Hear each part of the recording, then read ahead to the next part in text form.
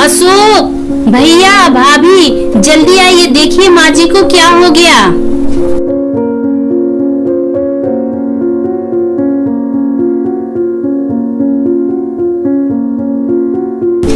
जरूर दोपहर में नहाते वक्त माँ का पैर फिसल गया होगा और सिर लोहे के नल से टकरा गया होगा। पर अभी सांस चल रही है, हम माँ को बचा सकते हैं। कुसुम, तुम जा, जल्दी से गाड़ी निकालो, हम लोग माँ को लेकर बाहर आते हैं।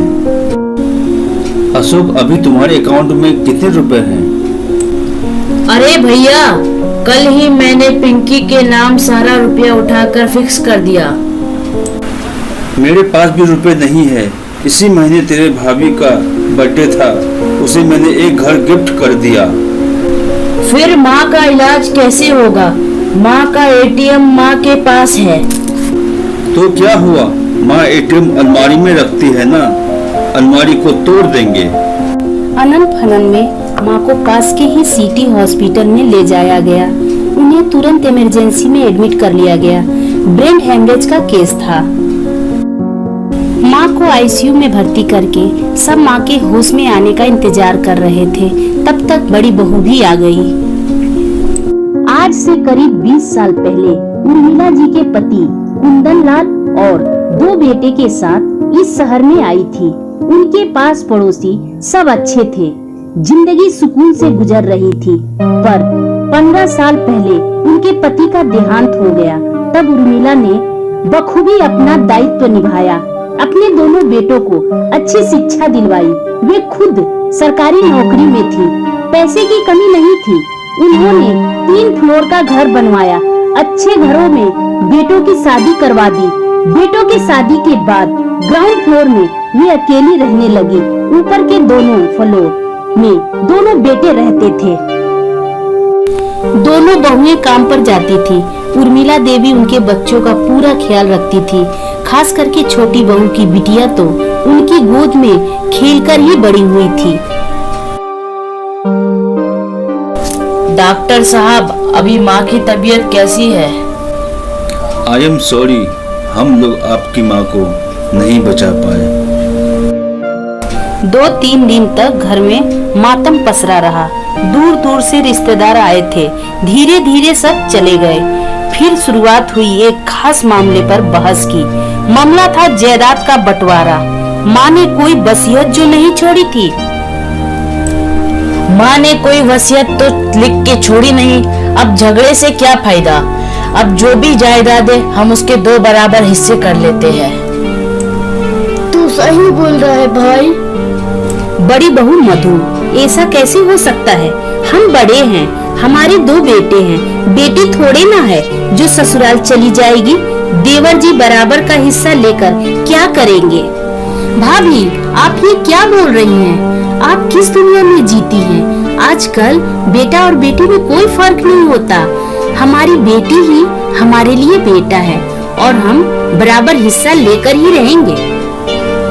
देख कुसुम, तू हमेशा बहुत चालाक बनती फिरती है। भोली सी सूरत के पीछे कितना शातिर दिमाग पाया है यह मैं भली भांति जानती हूँ। तू जादू टोना करके माँ को भी अपने बस में कर लिया था। चुप करो मधु, झगड़ा करने से क्या फायदा? चलो घर चलो। बड़ा भाई बीबी को खींचकर ऊपर ले गया। उसके दोनों बेटे माँ की इस हरकत से बहुत उदास थे। वे भी चुपचाप अपने अपने कमरे में जाकर पढ़ाई करने लगे। कुसुम की आंखें डबडबा आई। पति ने उसे सहारा दिया और अपने कमरे का दरवाजा बंद कर लिया। उस दिन के बाद से जब भी मधु कुसुम को देखती तो कोई न कोई ताना जरूर देती। अपने बच्चों को मधु की बेटी से मिलने से मना कर दिया था, लेकिन दूसरी तरफ कुसुम बहुत अच्छी थी। वह मधु के दोनों बेटों से बहुत प्यार करती थी। जब घर पर मधु नहीं होती तो चुपके चुपके दोनों बच्चों को बुलाकर छोटी बहन के साथ खेलने को कहती। बच्चों को मैगी सूप बनाकर खिलाती। ये सब कभी कभी मधु के पति देख लेते थे और मुस्कुराकर रह जाते। वो जानते थे कुसुम दिल की बहुत अच्छी है।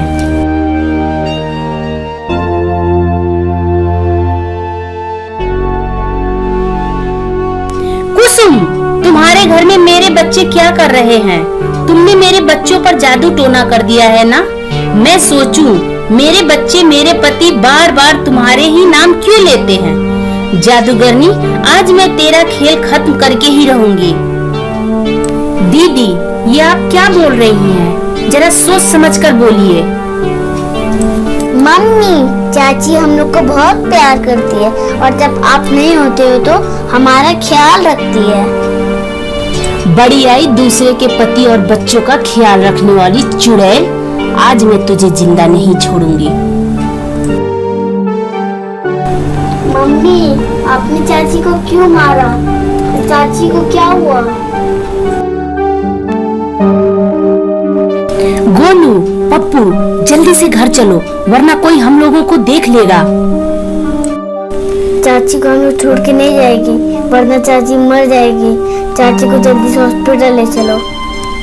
मर जाती है तो मर जाए, मैं यही चाहती हूँ कि मर जाए ताकि मेरे दोनों बेटों को सारा प्रॉपर्टी मिल जाए। मम्मी छी, आप कितनी गंदी हो, मुझे आपसे नफरत है। मुझे और गोलू को कोई प्रॉपर्टी नहीं चाहिए, हम लोग को सिर्फ मेरी चाची चाहिए। आप तुरंत चाची को हॉस्पिटल लेके चलिए वरना हम लोग हल्ला करके सबको बुला लेंगे। और एक बात कान खोल कर सुन लीजिए, यदि मेरी चाची को कुछ हो गया तो आपके दोनों बेटे आपसे कभी बात नहीं करेंगे। मधु सोचने लगी, जिन बच्चों की खुशी के लिए मैं धन दौलत इकट्ठा करने के पीछे इतनी पागल हो चुकी हूँ, वो बच्चे मुझसे नहीं चाची से प्यार करते हैं। मैं कैसी माँ हूँ, अनजाने में अपने बच्चों की खुशियाँ ही छीन रही हूँ। एक तरफ कुसुम कितनी अच्छी है, वो मेरे बच्चों से कितना प्यार करती है, मुझे तो भगवान भी माफ नहीं करेगा मेरे इन हरकतों के लिए। दोनों बेटों को एक टक देखती रह गई। उसे तुरंत समझ में आ गया, सच्चा प्यार के आगे धन की कोई कीमत नहीं होती। उसकी आंखों में पश्चाताप के आंसू बहे जा रहे थे। तब तक कुसुम होश में आ चुकी थी और दोनों बच्चों की बातें सुन लिया था। उठकर दोनों बच्चों को गोद में उठा लिया। मधु हाथ जोड़कर कुसुम से माफी मांगी।